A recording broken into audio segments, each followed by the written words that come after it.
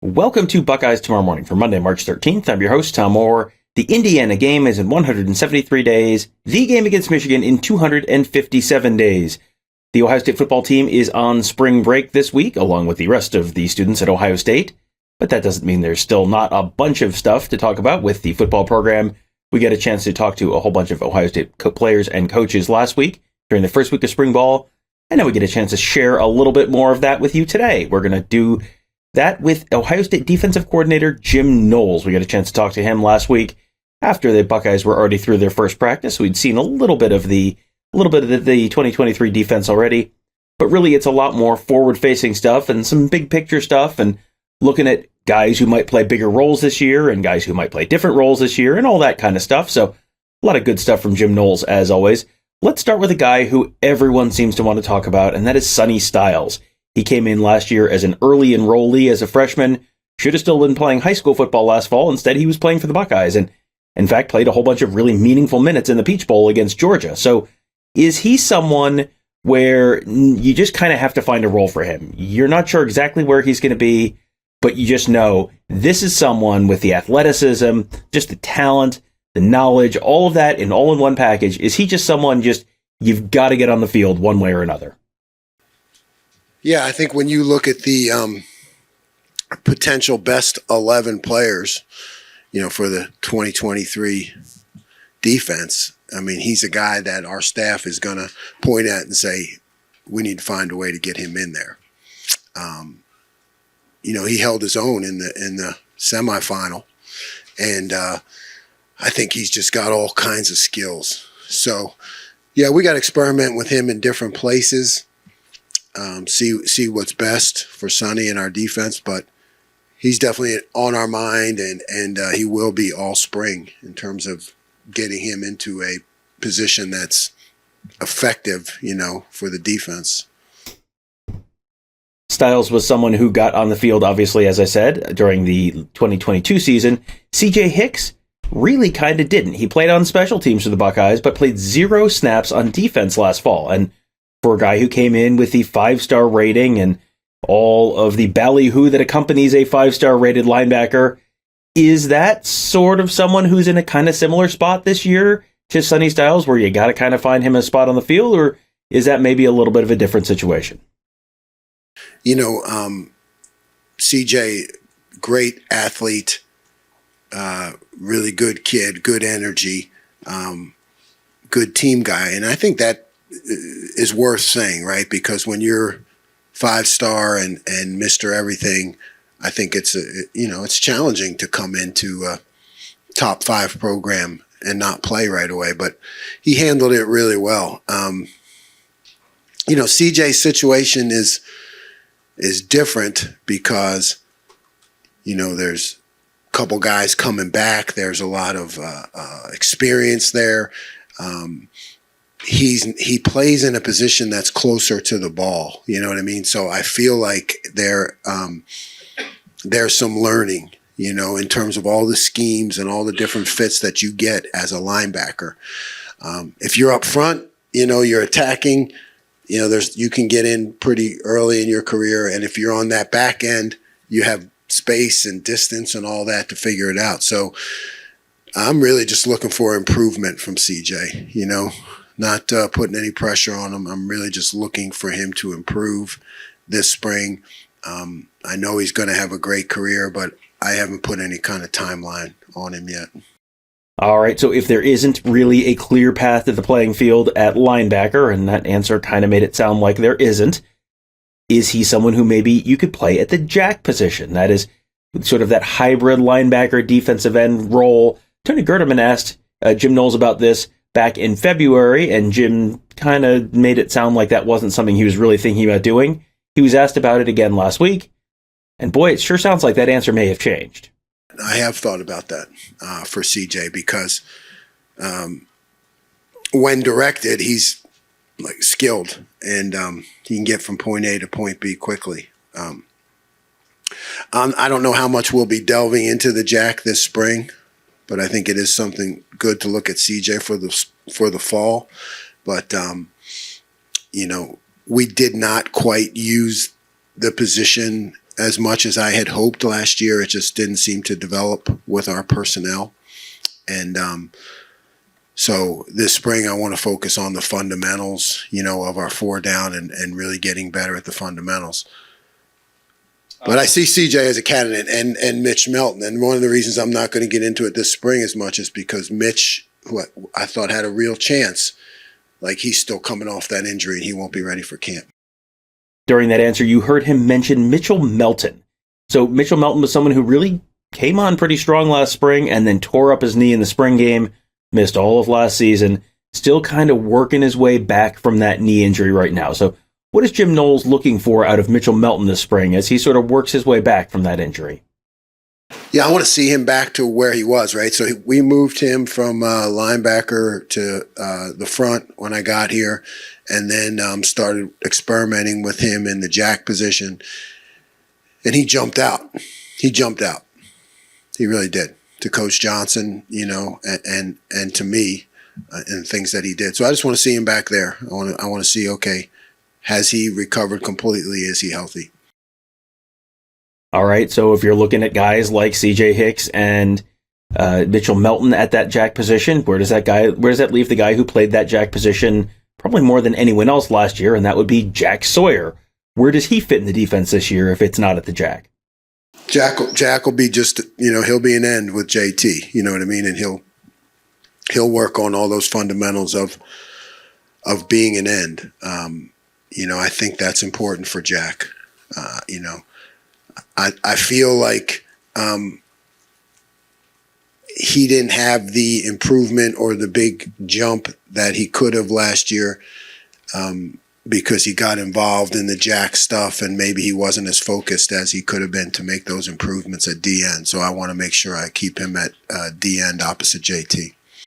This time last year, the jack position was kind of the talk of camp, kind of the talk around the program because it was the shiny new specialty position. It's kind of how this always goes. It's the shiny new thing and everyone wants to talk about it. But really, they didn't use it as much as Jim Knowles might have expected. So was that kind of disappointing to him that they didn't get to use it more? Yeah, going in, I thought over the course of the season, we could, get it up to a third of the defense or 60-40. By the time I left Oklahoma State, it was almost exclusive.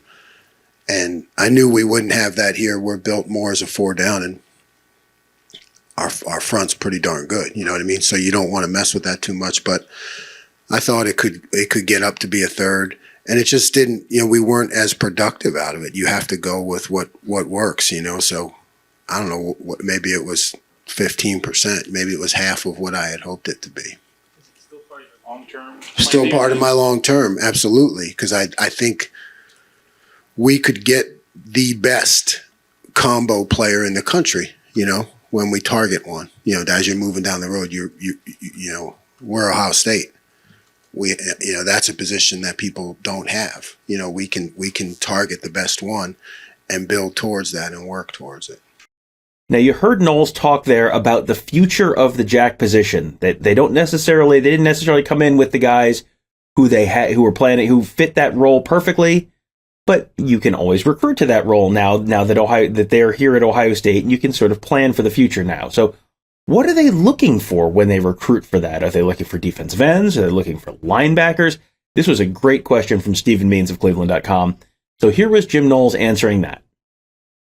No, I think it could, he could be a tailback, like the first one I ever had, who went on to be, the first round draft pick in the history of Western Michigan was Jason Babin. And, he was a tailback in high school. So I think what you're looking for is someone who's just an extremely productive football player, but doesn't fit into, anyone's mold, that guy who's just, the D-line coach says he's not big enough, the linebacker coach says he doesn't read well enough, or the running back coach said, well, he's a really good player, but he's not, one of the top 3 running backs in the country. And I feel like eventually we'll have something to sell in that area. Speaking of great questions, it is always interesting to ask a guy about the other side of the ball, because Yes, Jim Knowles coaches the defense, but guess what? That means he goes against the offense every single day in practice. So Jim Knowles has spent a year trying to stop and trying to defend both Kyle McCord and Devin Brown. So what kind of challenges do those guys pose? Then you'll hear a follow-up, a very on-brand follow-up from Tony Gerdeman, our good buddy from BuckeyeHuddle.com. Devin can run around, Kyle manages the game really well. They both have their strengths and in terms of reading defenses, I know this is going to be a big spring for them, but I don't have that much to say about them, except I think they're both very talented, and look forward to see how it goes this spring. And your pick to start? Next question. The defensive backfield was not great at times last year, and a lot of that had to do with injuries. So as they're looking to build not just depth, but quality depth there, they dipped into the transfer portal over the offseason and brought in Davison Igbinosun. He is a New Jersey native who played his freshman year at Ole Miss and then transferred to the Buckeyes this offseason. Now, he's someone who's on the big side for a corner, pretty long, pretty tall. Yeah, Davison looked good out there today, picking things up, but really just breaking on the ball. I mean, I liked his length. He has real length and got his hands on a lot of balls, and he was quick to mix it up too. I joke with him all the time. He's got that Jersey toughness. And he's got experience in the SEC. Played a lot of football. I just think he's going to bring a lot of competition to the position. Igbinosun was not the only transfer they brought in to bolster the secondary this offseason. They also brought in Jahad Carter. He's a safety transferred in from Syracuse. So what is that like for Jim Knowles, trying to deal with balancing the pros and the cons of the transfer portal? It is a different age. Times are changing.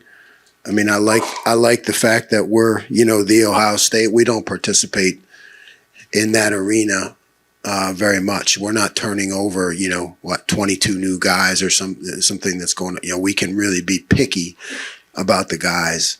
And, you're talking about two starters at Power 5 programs that now come in with experience. And I think they give us great competition there. That's what we need in the back end. We need competition. We need guys fighting to play. We need guys competing against our offense, getting hands on balls. The next step and evolution of this defense really starts in the back end. We all know last year and how things went, and everywhere I've been, it's kind of taken me time to get the back end up to, having that confidence to compete. And you bring in two guys like that, and it just pushes the other guys see it, and they walk right in, and they're mature, and they're not messing around. They're not a young guy coming in who's kind of feeling these guys aren't messing around, and it pushes everyone.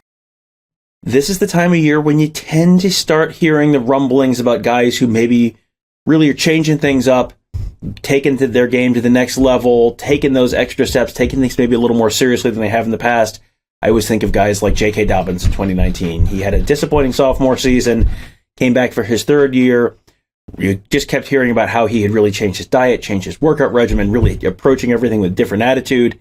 And then he had a 2,000-yard rushing season in 2019 and then off to the NFL. Well, that's kind of the same boat that Denzel Burke is in. He played as a freshman, had a little bit of a step back, maybe a little bit of a disappointing sophomore year by some people's measure. Now he's going into his junior year, and you're sort of hearing the rumblings that heading into what could be a contract year for him as well, that Denzel Burke might be one of those guys who's really kind of taken that next step. Great. It's a great observation. I think Denzel this off season just stood out, man. I mean, it's just his physical development, the way he competed. We were talking about the yesterday as a defensive staff. I have the defensive staff go through a draft. I'm not giving out any of the results, but I have them go through a draft. And we kind of draft our team to kind of see, what our thoughts are on each player, and you can see where maybe somebody, drafted him high and somebody drafted him low, but Denzel came out great in that, and I think everybody has seen the offseason. And then today, he got his hands on more balls than maybe all last spring and camp together. So he just seems to be on point. All right, we've talked a lot about the defensive line. We've talked a lot about the secondary. Let's talk about the linebackers to wrap this up on the defensive side of the ball. Let's talk about Tommy Eichenberg and Steel Chambers. Those guys were the two guys who played almost exclusively in any kind of significant minutes, any kind of meaningful snaps last year before garbage time for the Buckeyes on defense. Are they looking at maybe getting a little bit more rotation at the linebacker position this year?